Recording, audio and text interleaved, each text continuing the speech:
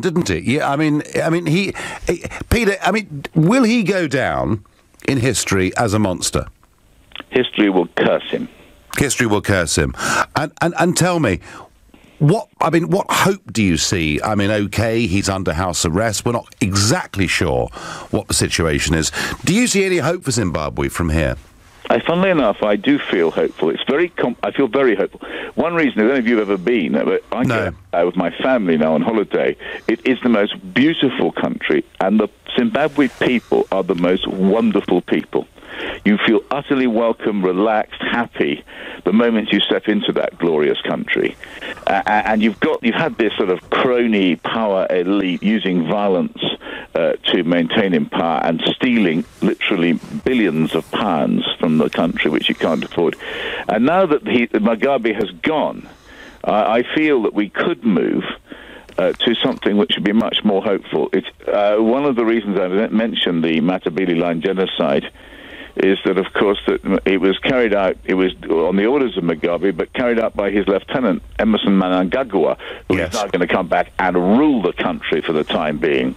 Now, that is worrying, but if Mnangagwa sees the need for new elections, the world community gets behind it and takes a pragmatic line. I mean, we can't just say, why are we having a genocidal killer running this country? But maybe we should. This is a really difficult one.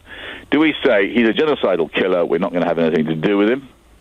Or do we say, look, this guy, maybe he's going to order the army back to their barracks, he'll supervise free elections, a bit like, and maybe that is and then he will retire gently and nobody. I mean, you see what I mean? These are the calculations. Yeah, they're difficult. Made. Yeah. They're difficult. Well, let's hope we get it right. Peter Oborne, thank you. Thank you for joining us here on LBC and for sharing your knowledge of the place. So Peter Oborne there, who visited the country, who made a film about the way that Mugabe was using food and famine as a political weapon, the way that he obliterated and actually conducted genocides against some tribes in that country. Oborne clear that the man was a complete monster, but Peter Oborne also clear that the white rule under Rhodesia had to change and that Mugabe was an unfortunate consequence of that. And I wonder what Kelly, who's calling from Hull, who's a new caller to this show, so 37 years of Mugabe, Kelly, how do you view him?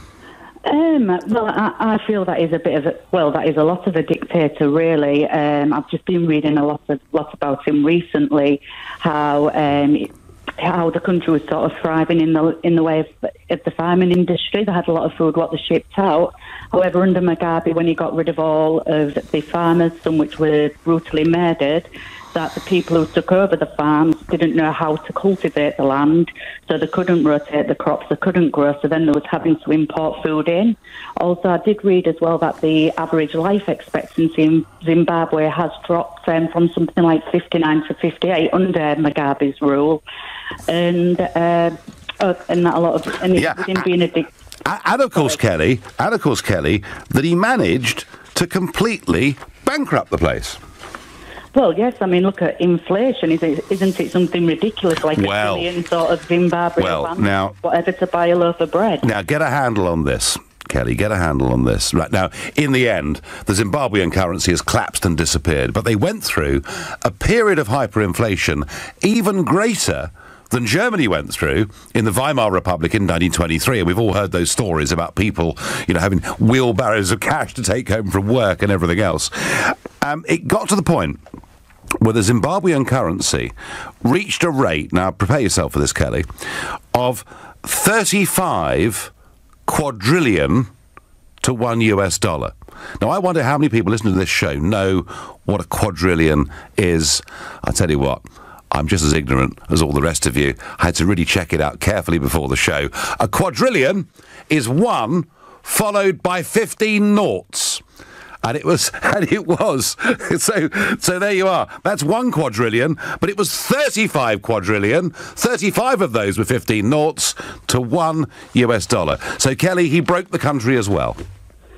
Oh, yes, most definitely. And with him being a dictator, all his political sort of opponents were thrown in jail, accused of homosexuality and so forth, as I read, and that is not somebody who believes in democracy. It's a dictator. No.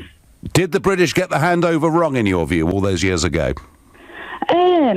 I mean, obviously things wasn't perfect for it all to kick off and people wanting the country back. I understand that. It's maybe a similar issue with the whole Brexit thing. Was it right? No, I don't think it was. I think maybe before it went over, it was probably the less of two evils. It was a thriving country with the farming and everything, and it's just sort of been ruined. My only fear it's been ruined.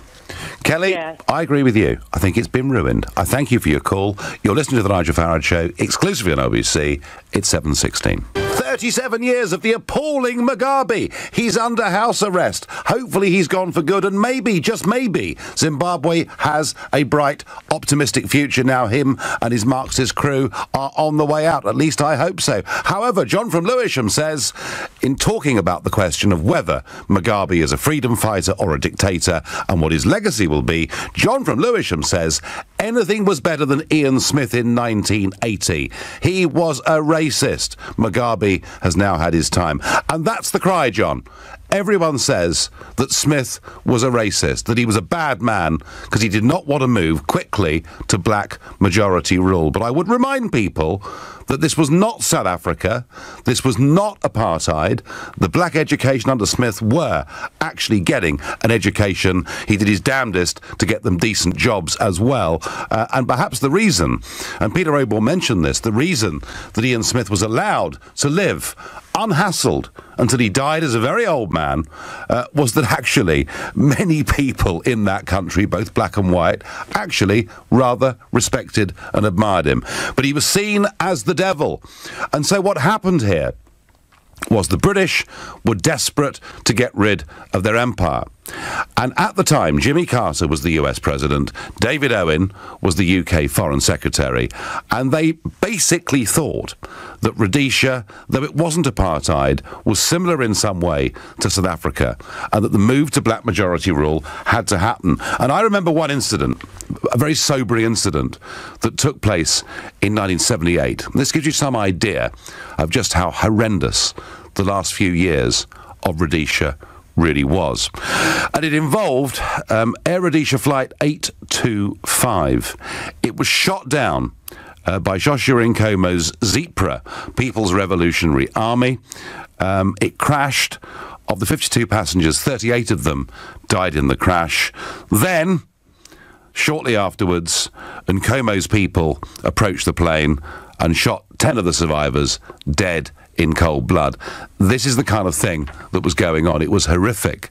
And in many ways, the British thought Nkomo would become the leader and not Mugabe.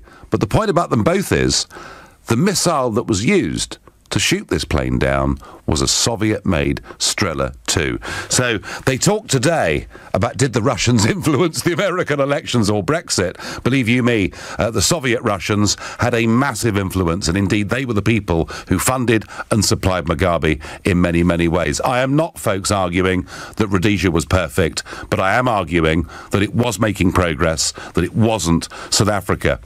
Mugabe is a dictator, a despot.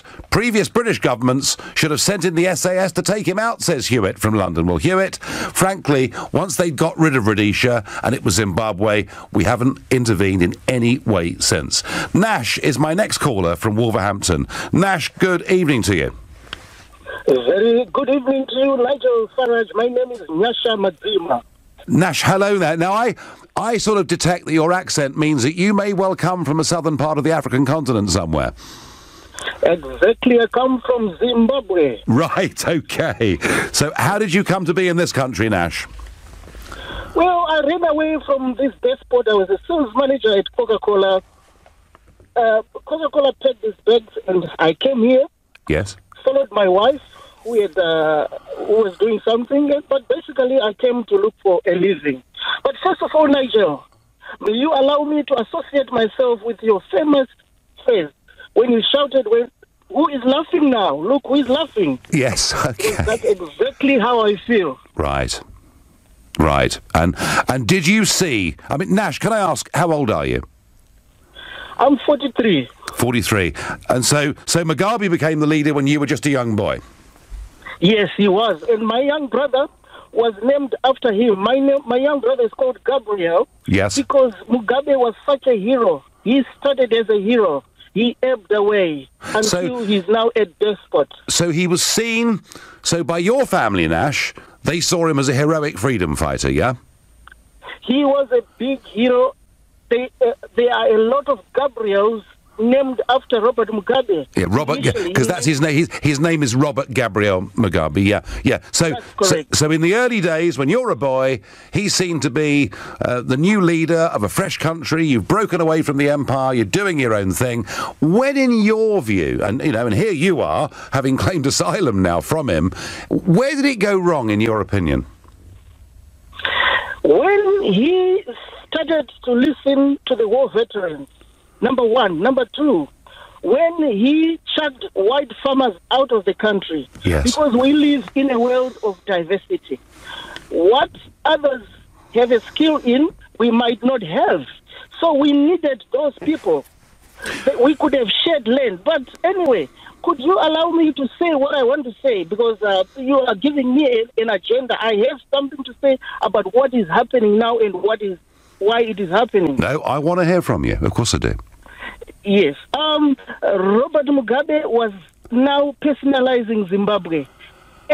Almost every road is called Robert Mugabe. The sat-nav will just get lost. Recently, he has just named the airport Robert Mugabe Airport. Goodness me. So, and his wife said, even when Mugabe dies, we are going to put an X on the ballot paper against his name.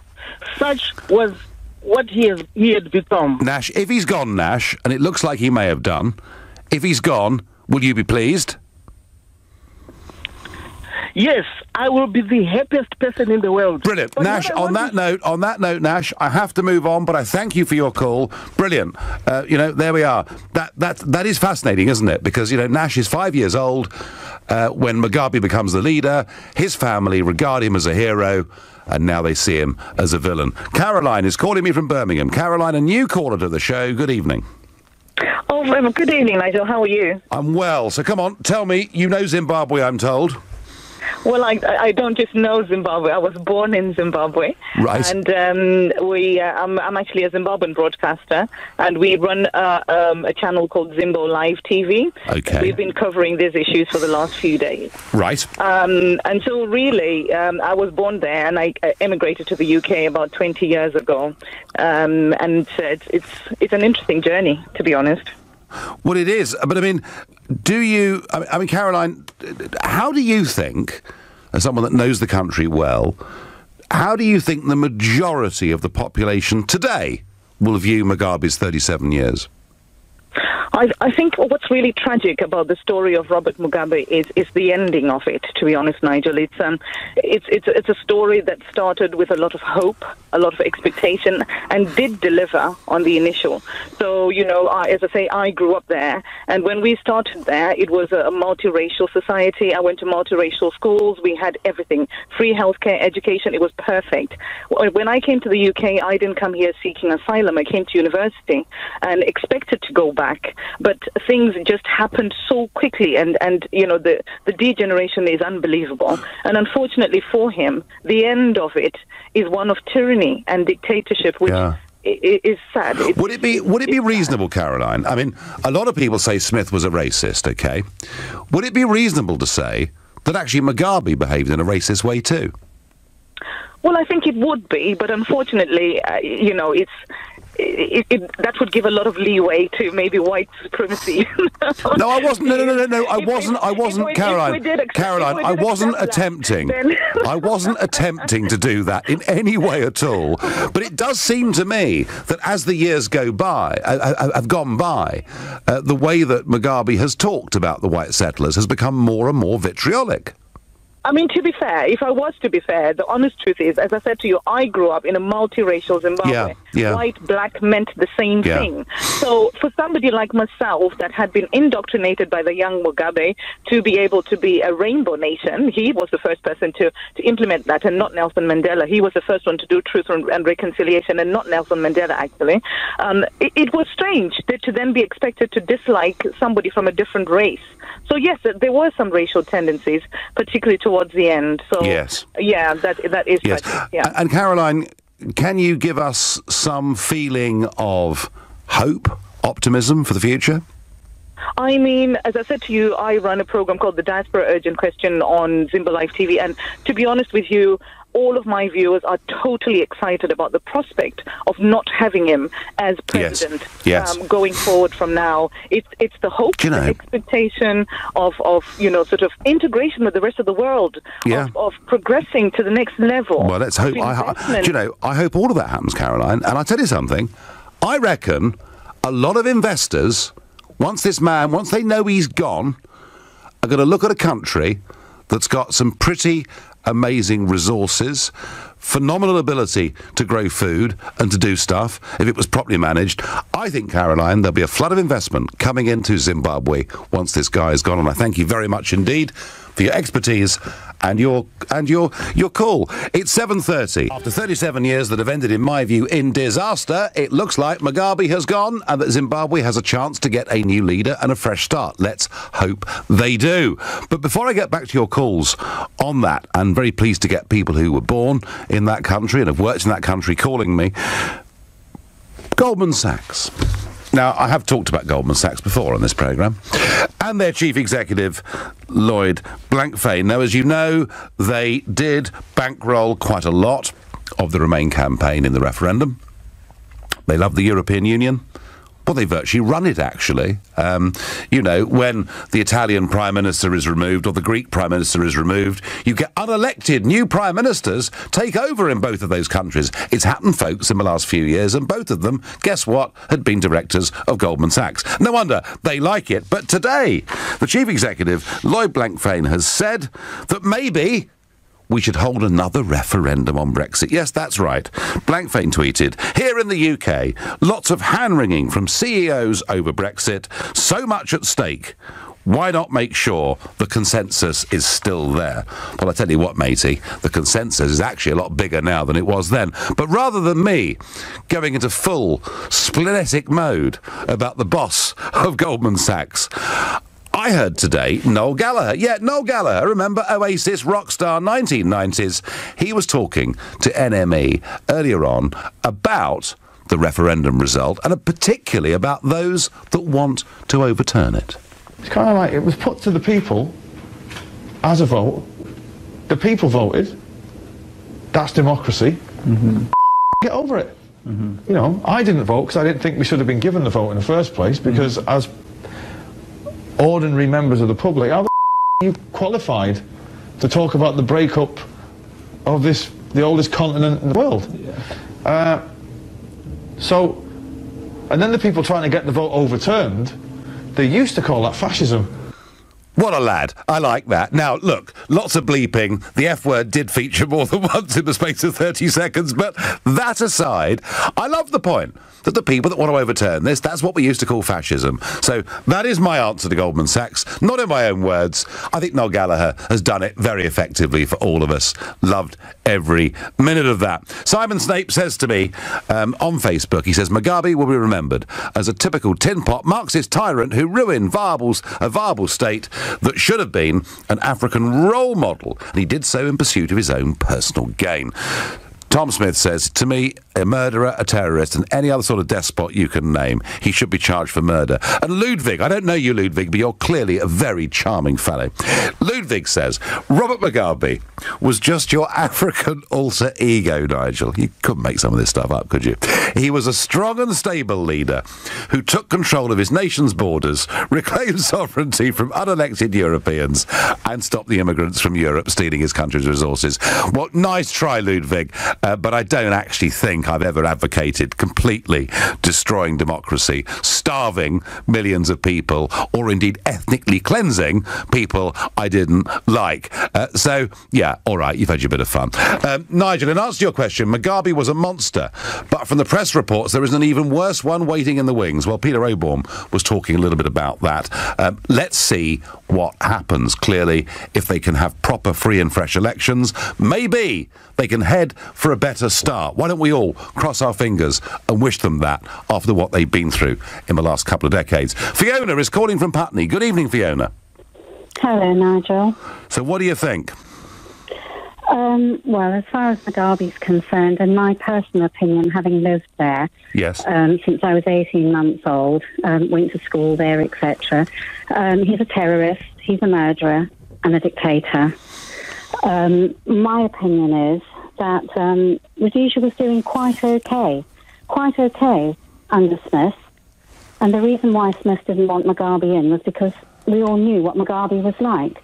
And here comes England, Thatcher era, and puts Mugabe into power. Well, thank you very much, England.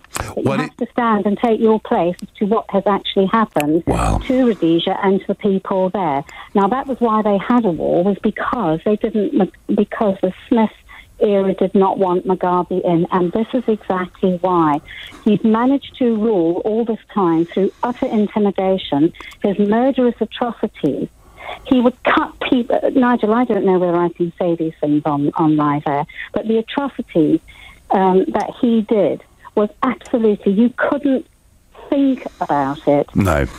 No. Well, Fiona, we don't need to go into the lurid details. It's only 20 to 8 in the evening, but I know terrible things happened. And I talked earlier about that plane crash. And I remember that Nkomo the next day was almost laughing on television about the fact they'd shot down this airliner of civilians, and then his thugs had gone and shot the survivors. I mean, some terrible things were happening, weren't they? Nigel, my friend died in that. Cheryl Tilley, she died in that Viscount disaster. Gosh! But that's only one. My family were driven off their farm. My grandmother was murdered. I mean, all of these things just shouldn't happen. But if I have anything that I can say, that would be leave Africa to the Africans. To sit in England, which is Europe, we're Europeans here. There is no concept of what life is like in Africa until you've been there, lived there. It is so deep-rooted in history, in culture. They're very, very proud people. People from England cannot live the way we do and expect the Africans to live exactly the same as what we They are totally well, Fiona, different. One thing I want to say to you is that this transition out of Rhodesia into Zimbabwe, of course, it straddled, didn't it, the last days of that Labour government and the first days of the Thatcher government in '79. With you, I think the British establishment should hang their heads in shame at what they did, handing over this country effectively to these Soviet-backed Marxists, and then having done nothing, frankly nothing to help or improve the situation for the last 37 years. And I completely understand and agree with you on that. Do you, Fiona? And you know, your story is pretty horrific in many ways. Do you see any hope for the future? I'd like to think so. I'd really, really like to think so. They do need, it is time for change. They do need fresh blood. But they do need help. They need help. South Africa needs help. The murders now that are carrying on in the farms in South Africa. It's got worse again, hasn't it? Yeah. It's Zimbabwe all over again, and this has nothing to do with apartheid. Don't banter that word around. It's nothing to do with it. It's nothing to do with it at all. It's intimidation, Nigel. That's what it is. And all I can say is leave Africa to the Africans. But I think that there are vast opportunities for investors to go into that country. So do I. It used to have thriving farms. The farms were amazing. I mean, you know, when they used to have, when they were absolutely landlocked, you know, the equity ban, they had absolutely nothing. We had fuel rationing, food was rationed, but as a nation, we coped and we survived and we managed. Yeah. And the camaraderie between, you know, all the residents of the country, of Rhodesians, black, white, and every other colour, was absolutely phenomenal. And any Rhodesian or Zimbabwean will tell you that. Well, this is I must admit, Fiona, I've spoken to people who lived there in the 70s who said it wasn't like South Africa. There wasn't this huge division. People did mix together. Fiona, I want to thank you for your phone call, for your comments, and for being brave and talking about some pretty horrendous things that have happened to you and your family. I thank you very much indeed. My next caller is Marakia, who's calling from Reading. Marakia, good evening. Good evening, Nigel. How are you? I'm well, thank you. So tell me your interest in this. Okay, I'm the current EU chairman for Zimbabwe People First. It's an opposition party in Zimbabwe. Yep. Which was headed by the former VP Joyce Mujuru, and then we separated at some point because of differences, and she went and formed her own political party. Okay, so you have a direct interest in this, and I guess you're pleased to see Mugabe appears no longer to be in charge. Yes, I'm pleased, but we have got a problem. Go on. What the world is thinking is not actually what is happening on the ground. Okay, the problem we are having at the moment is Mugabe technically is still in charge, because what the army was trying to do was to try and force Mugabe in a diplomatic way, out of respect of Mugabe, to hand over power diplomatically, so that we don't have a situation whereby the international community would say, look, there is a coup in Zimbabwe, so we have a duty of care to stop this coup and intervene. So this is the situation we are at now. Okay. So what the international community is thinking now is Mugabe has not stepped down. There is a possibility that if things are not handled properly, Mugabe could actually come back and be the president of Zimbabwe again. Do you really believe that? That's what is happening at the moment, because constitutionally Mugabe is still the president. Yeah. The army, although he's still under arrest, that's why you hear the army saying there is no coup in Zimbabwe. He is only under house arrest. Yeah, I know. It's an unusual... We're a sort of halfway house land here. I do accept that it's unusual. But let me ask you one question, please. Assuming that he does go, and after, he's 93, he won't be there forever, whatever happens at the moment. But do you see, Marakia, do you see a bright, optimistic future for Zimbabwe? Okay, when you are talking about do I assume, the problem that we're having at the moment is I cannot assume until we cross this bridge. So the question is, how do we cross this bridge? Okay. Okay, this is my challenge. Okay. So once Mugabe... So Mugabe needs to go. That's obviously clear. If that happens, if that happens. So the next 72 hours are very crucial in Zimbabwe. Right. If we don't make the right decisions and if we don't get the right support, then we are in a crisis situation. Thank you. Listen, I'm going to be returning to this subject, I'm sure, over the course of the next week or so, and given your role in an opposition party, let's talk again. Thank you. You're listening to The Nigel Farage Show here on LBC.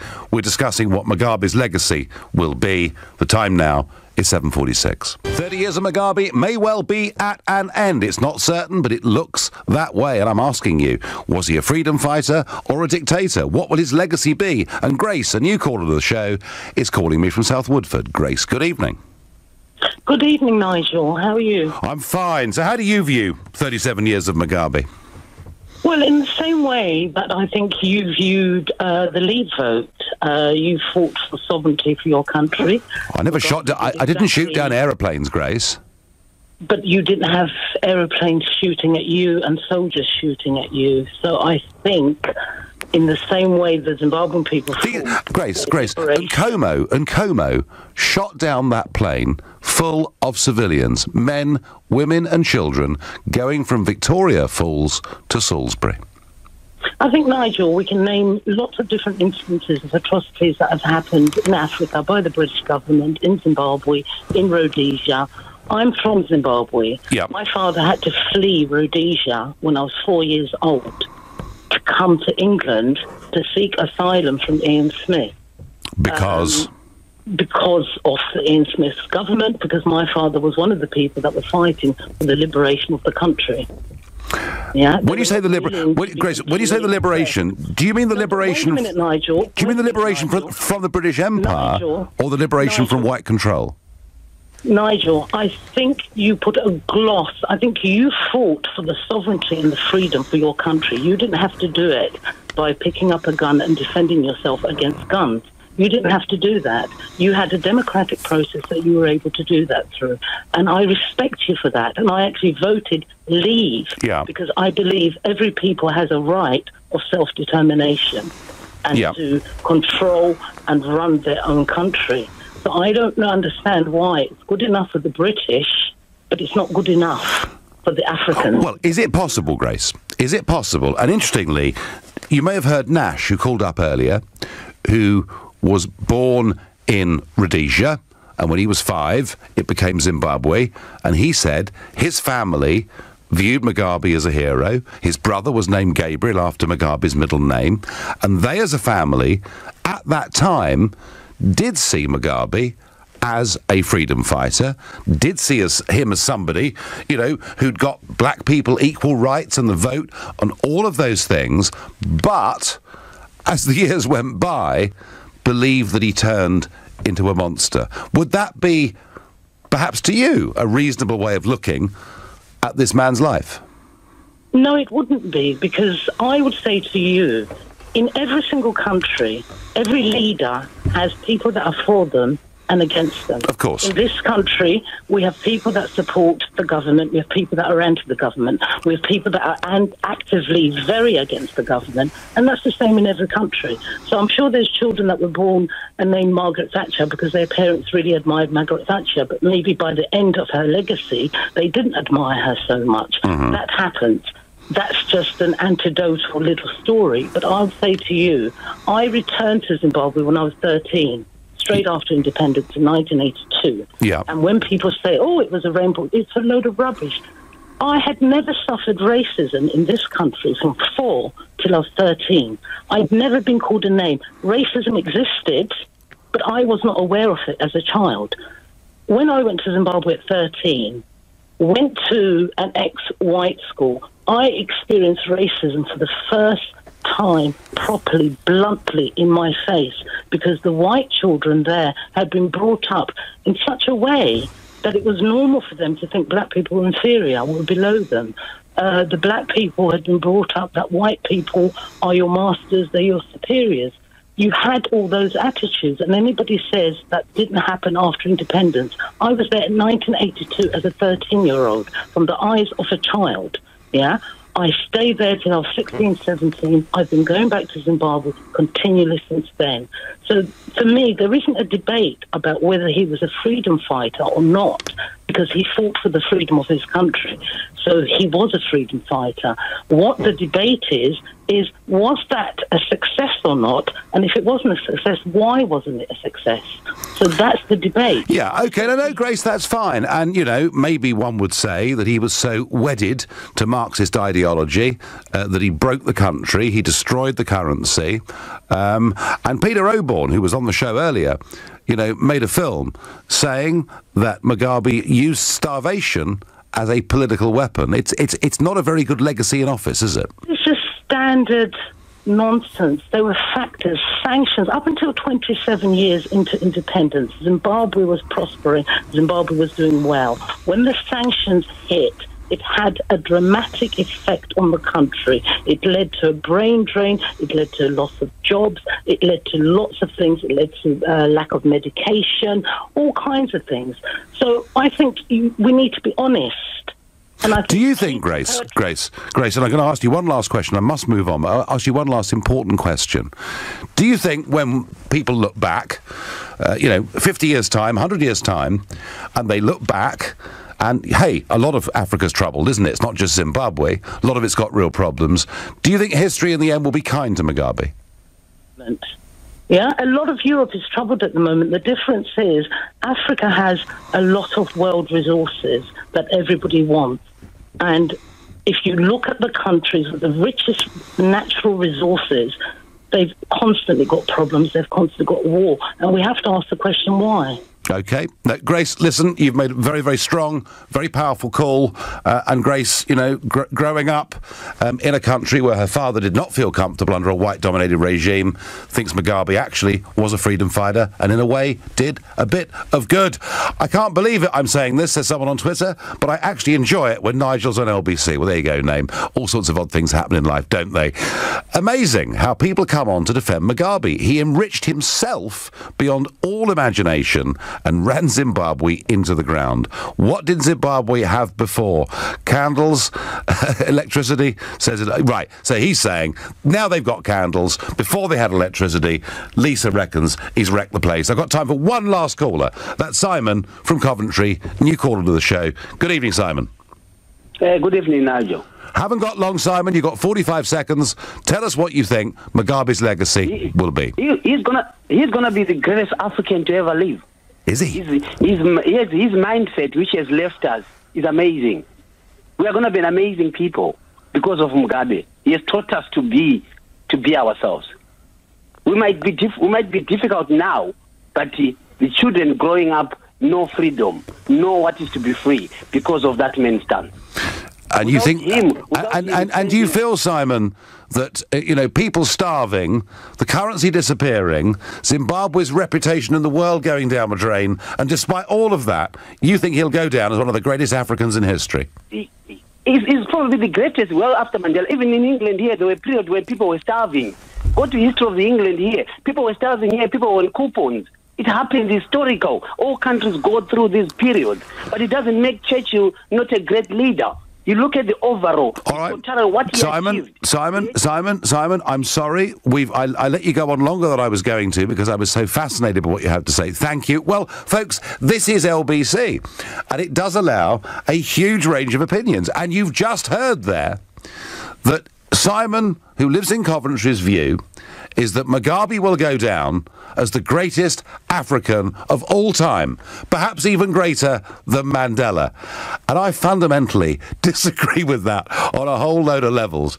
But it does show you what a great radio station this is. The fact we engage the public and everyone, provided they're polite, gets to have their say. You've been listening to The Nigel Farage Show. I'm back on Sunday morning at 10. Coming up tonight at 10, it's Ian Collins. But up next, it's Clive Bull. Nigel, thank you. At 9, it's the Property Hour this week. Your questions to Property